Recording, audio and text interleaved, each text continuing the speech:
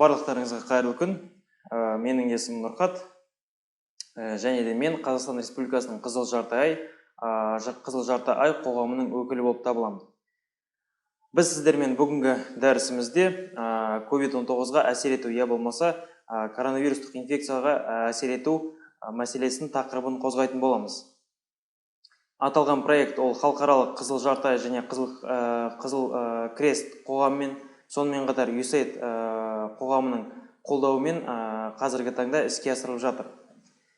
Және де өздеріңізге мәлім, былтырғы жылы, яғни 2019 жылы Қытай Халық Республикасының Ухань қаласында осы коронавирустық инфекция пайда болған болатын. Және де қазіргі таңда дүниежүзінің көптеген мемлекеттерінде, басым көпшілігінде осы инфекция өкінішке орай қамтып жатыр барлық адамдарды.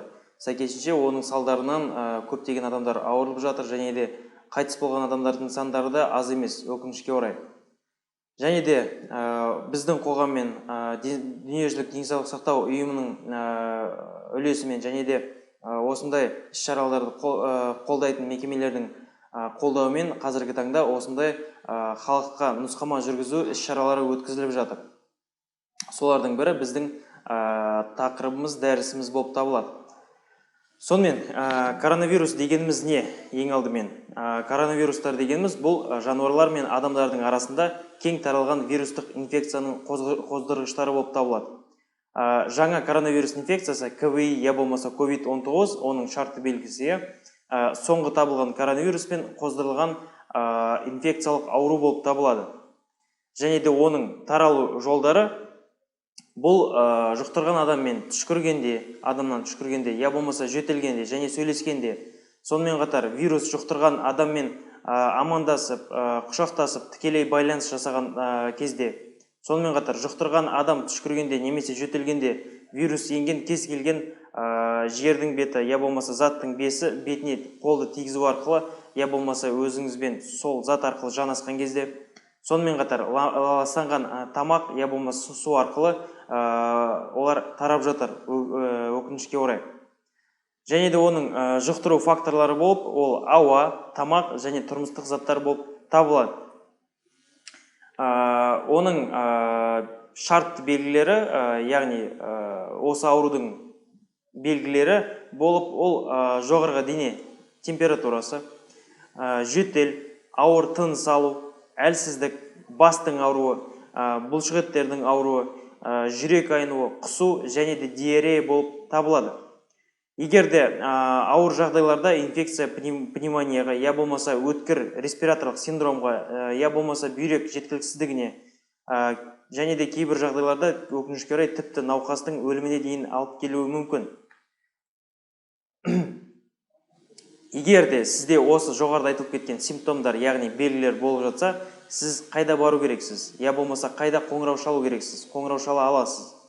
Егер сізде жоғары температура, жөтел және тыныс алу қиын болып жатса, онда тезірек 103-тен медициналық көмекке жүгініңіз, яғни жедел жәрдемге. Сондай-ақ жаңа коронавирустық инфекцияға 1406 нөмір телефон нөміріне қоңырау шалу орталығына қоңырау шалсаңыз болады. Жедел жәрдем бригадасы келгенге дейін адамдармен байланыста болудан аулақ болыңыз. Маска киіңіз және жөтел этикетін сақтаңыз. Өз-өзіңізді емдеуден бас тартыңыз. Қазіргі таңда барлық дүние жүзі бойынша бұл вирусты, қазіргі таңда бұның нақты емдеу әдісі жоқ. Патогенетикалық және симптоматикалық ем қазіргі таңда жүргізіліп жатыр. Өкінішке орай, бұл инфекцияға қарсы әлі вакцина жасалған жоқ. Олардың тесттік түрлері өтіп жатыр, нұсқамалар, бірақ қазіргі таңда барлық дүние жүзі бойынша бекітілген оған вакцина әлі күнге дейін табылған жоқ. Теңдестірілген тамақ, бұл жаттығу және 8 сағаттық ұйқы сіздің иммундық жүйеңізді жақсы күйде ұстауға көмектеседі.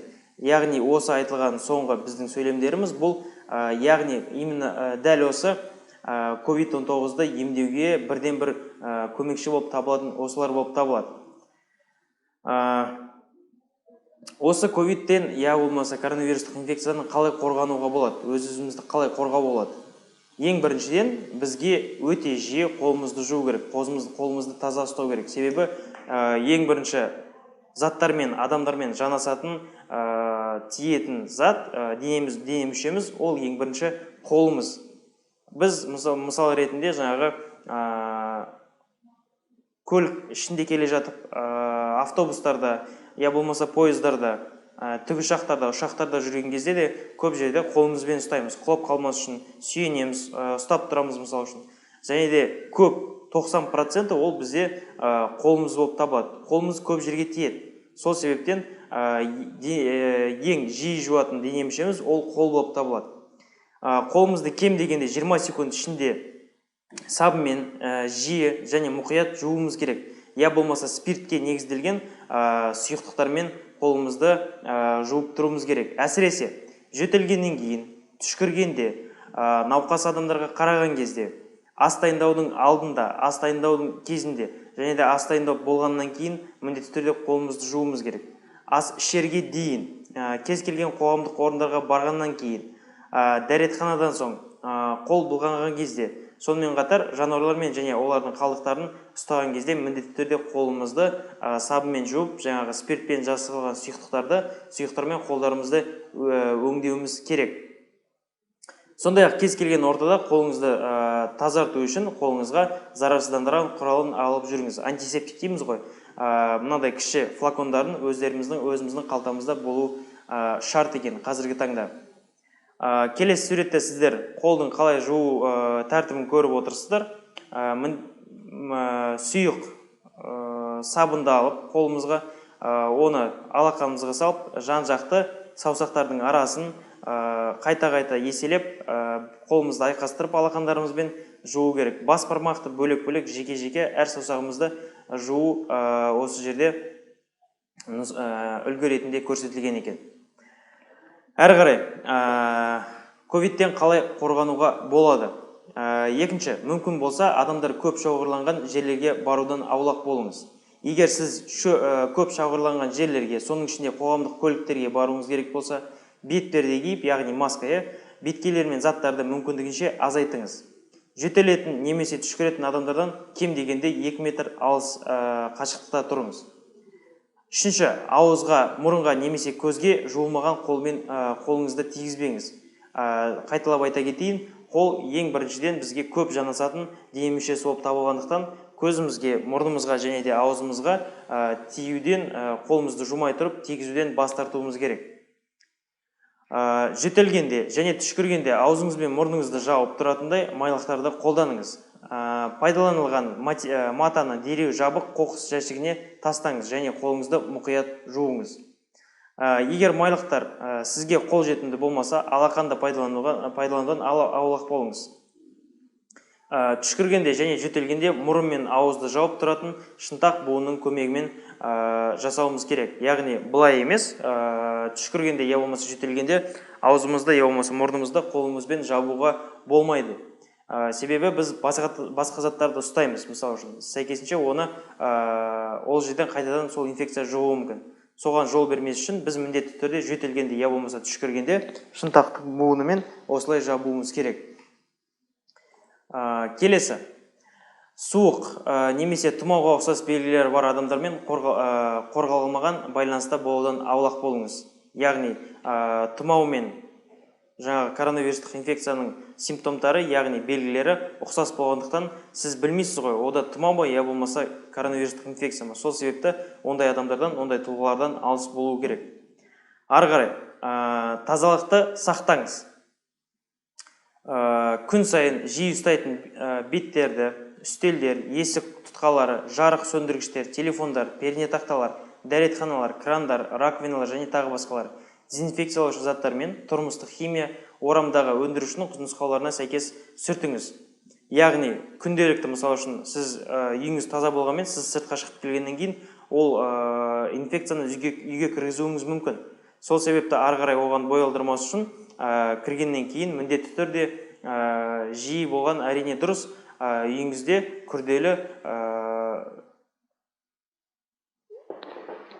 күрделі жаңағы уборка жасағандарыңыз әбден дұрыс болып табылады. Келесі, хлорды және басқа өнімдерді пайдаланып күніне 2 рет дымқыл тазалау, яғни влажная уборка дейміз. Хлорды пайдалана отырып, үйіміздің кем дегенде еденін, яғни полын сүртіп шығуымыз керек. Себебі ол хлор көптеген вирустарды өлтіреді. Бөлмені жиі желдетіп тұрыңыз, яғни проветривание дейміз ғой, сквозняк жасап, мүмкіндігінше үйде ешкім болмаса, барлық есік терезені ашып, мысалы үшін үйде жуып болғаннан кейін міндетті түрде желдету жасауымыз керек, проветривание. Ары қарай, азық-түлік қауіпсіздігі ережелерін сақтаңыз. Шикі ет пен дайын тағамға әртүрлі кескіш тақталар мен пышақтарды қолданыңыз. Шикі ет кесу мен дайын тағаммен жұмыс істеу арасында қолыңызды жуыңыз. Яғни, басында бір рет жуып, тамақ істеп болғаннан бір рет жуу емес, арасында жиі жуып тұрыңыз. Себебі ол тек қана адамдар емес, жаңағы жоғарыда айтып кеткендей, жануарлардан да тарауы мүмкін. Жануарлар мен аурудан өлген жануарлардың етін жеуге тыйым салынады. Көкөністер мен жемістерді жемес бұрын жақсылап жуыңыз. Себебі, мысалы үшін, ешкімге құпия емес, базарға барып, көптеген тұлғалар жаңағы көкөністерді алардың алдында олардың сыртына қарайды, қолмен ұстайды, былай ұстап қарайды. Сол кезде, мысалы үшін, ауыратын адам оның білуі шарт емес, ол білмей келіп ұстауы да мүмкін. Сәйкесінше ол ауыратын адам келіп ұстап кеткеннен кейін, сіз оны ұстасаңыз, сәйкесінше инфекция сізге жұғады, вирус. Сол себепті міндетті түрде үйге келгеннен кейін көкөністерді мұқият жууыңыз керек. Ортақ ыдыстардан немесе ыдыстардан тамақ, жаңғақ, чипсы, печенье және басқа да тағамдар жеуге болмайды, егер басқа адамдар саусақтарын батырса. Яғни, мысалы үшін, чипсыды кейде 3-4 адам отырып, бір пакеттен жейді. Оған жол берілмейді. Егер де сіз 60 жастан асқан немесе келесі аурулармен қатар жүретін болсаңыз, сізде онда жаңа коронавирустық инфекцияны жұқтырудан сақ болыңыз. Келесі ауру түрлері ол жүрек қан тамырлары аурулары, тыныс алу жолдарының аурулары, я болмаса диабет. Осы аурулар болса, сіз жұқтырудан сақ болыңыз. Себебі осындай ауру түрлері бар адамдар вирусқа дейінгі, олардың иммундық жүйелері нашарлау болады, жай адамдарға қарағанда. Сәйкесінше вирусқа бой алдырып қою әбден ықтимал. Мұны істеу үшін адамдар көп шоғырланатын орындар мен жұқтырған адамдармен кездесуге болатын орындардан аулақ болыңыз. Адамдардың көптеп шоғырланатын жерлерге барудан бас тартқаныңыз жөн болады. Жеке қорғану құралдары. Қашан маска кию керек? Қазіргі таңда көптеген сұрақтар туындайды. Масканы кигеннен пайда жоқ, пайда бар деген сияқты көптеген сұрақтар туындап жатыр. Бұған жауап дүниежүзілік денсаулық сақтау ұйымының денсаулық сақтау мамандарына, күтім жасаушыларға және безгек пен жөтел сияқты тыныс алу белгілері бар адамдарға масканы міндетті түрде қолдануды ұсынады. Жедел штабтың санитарлық эпидемиологиялық ұсыныстарына қоғамдық орындарға барғанда, адамдар көп жиналғанда және қоғамдық көлікте саяхат кезінде маска киюге қатысты ұсыныстар енеді. Маскалар спирт негізінде қолды сабынмен немесе сумен үнемі қолмен ысқылағанда ғана тиімді болады. Егер сіз масканы қолдансаңыз, бір реттік медициналық маскаларды қолдану және жою ережелерін білуіңіз керек. Олар қандай? Масканы қалай киюге, қолдануға, шешуге және жоюға болады. Масканы киер алдында қолды спирттік сұйықпен өңдеңіз, немесе сабынмен жуыңыз, міндетті түрде. Масканы ұстар алдында қолыңыз таза болу керек. Екінші, масканың зақымданбағанына көз жеткізу үшін масканы сыртынан, алдынан, артынан қарап шығуыңыз керек. Үшінші, бет пен маска арасындағы саңылаусыз мұрын мен ауызды жауып тұратындай етіп масканы киіңіз. Масканы түсті жағын сыртқа қаратып киюіміз керек. Турасынан тартамыз және де құлаққа ілгеннен кейін астын иегімізді жабамыз және жоғарғы жағы мұрнымыздың мына қырын жауып тұруы керек. Демек, мына жерде ешқандай саңылау болмау керек. Және де екі жанынан ешқандай саңылау болмауы тиіс. Мына өзімізде суретте көрсетілгендей. Қолдану кезінде масканы ұстамаңыз. Қол тигізген жағдайда қолды спиртті өнімдермен өңдеңіз және сабынмен жуыңыз. Маска ылғалданған кезде немесе былғанып қалған кезде оны жаңа және таза құрғақ маскаға ауыстырыңыз. бір реттік масканы қайтадан қолдануға тыйым салынады. Масканы шешу үшін серпімді құлақ ілмектерінен ұстап алып тастаңыз. Масканы алдыңғы жағынан тигізбестен, қолыңыз сырт жағына тиемеуі керек. Оны полиэтиленді пакетке орап, жабылатын қоқыс контейнеріне тастаңыз. Полиэтиленді пакетке салып, мүмкіндігінше қоқысқа тастағаныңыз дұрыс болады. Спиртте негізделген сүртуді қолданыңыз, немесе сабынмен жуыңыз. Міндетті түрде масканы киер алдында және киіп болғаннан кейін қолыңызды жуғаныңыз дұрыс болып табылады. Масканың шешу тәсілі, яғни шешкеннен кейін жабылатын қоқысқа тастағаннан кейін қолымызды міндетті түрде жуамыз. Қазіргі таңда көп адамдар өзімізге мәлім, сіздердің таныстарыңызда да болған оқиға шығар. Көп адам ол ауырмаса да ауырып қалам деп стрессқа кіруі мүмкін. Және де стрессті қалай жеңуге болады деген сұрақ туындайды. Біріншіден, достарыңызбен немесе отбасы мүшелеріңізбен жиі сөйлесіңіз. Егер сізге үйде отыру керек болса, салауатты өмір салтын ұмытпаңыз. Дұрыс тамақтану, ұйқы режимі, жаттығулар, физикалық жаттығулар. Егер де сіздің эмоцияларыңыз тым күшті болып бара жатса, онда медициналық я болмаса психологиялық көмекке жүгініңіз. Эмоцияларыңызды басу үшін темекі шекпеңіз, немесе алкогольді, немесе басқа психоактивті заттарды қолданбаңыз. Оларға тыйым салынады. Эпидемияға ұшырағандармен достық қатынас көрсетіңіз, достық қатынаста болыңыз. COVID-19 бен ауырған адамдарға, сауығып кеткендерге және жұқтырған COVID-19 бен байланысқа түскендерге қатысты дискриминациялық мінез көрсетпеңіз. Соңғы мәліметтермен жұмыс жасаңыз және де асыра сілтеуден аулақ болыңыз. Тексерілген ақпараттың құзыретті көздерін пайдаланыңыз. Яғни жалған ақпарат ел ішінде таратпаңыз. Ол біреуден естіп, мысалы үшін мына жағдай мынандай екен деп өтірік жалған ақпарат таратпаңыз. Тек құзыретті ақпарат көздерін пайдаланыңыз бұл жағдайда. Әзірге осы, назарларыңызға рахмет. Өздеріңізді сақтаңыздар, қош, сау болыңыздар. Өзіңізді және жақындарыңызды коронавирус инфекциясынан қалай қорғауға болады? Қолдарыңызды сабынды сумен кемінде 20 секунд бойы жақсылап жуыңыз. Оларды спирт құрамдас ерітінділермен жиі залалсыздандырыңыз.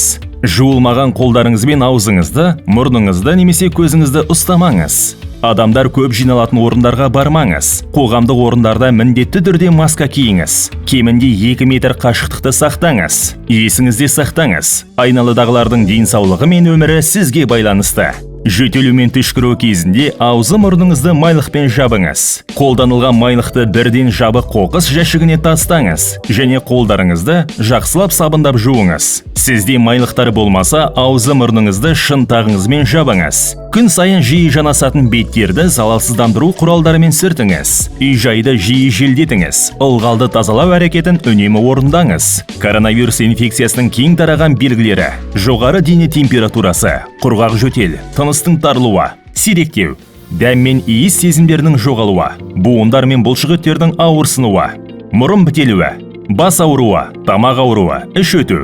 Осы белгілердің кез келгені өзіңізде байқалғанда үйде қалыңыз және медициналық көмекке жүгініңіз. Үрейге берілмеңіз және құзыретті дерек көздеріне сеніңіз. Коронавирус инфекциясы бойынша бірыңғай байланыс телефоны 1406. Аман, сау болыңыз.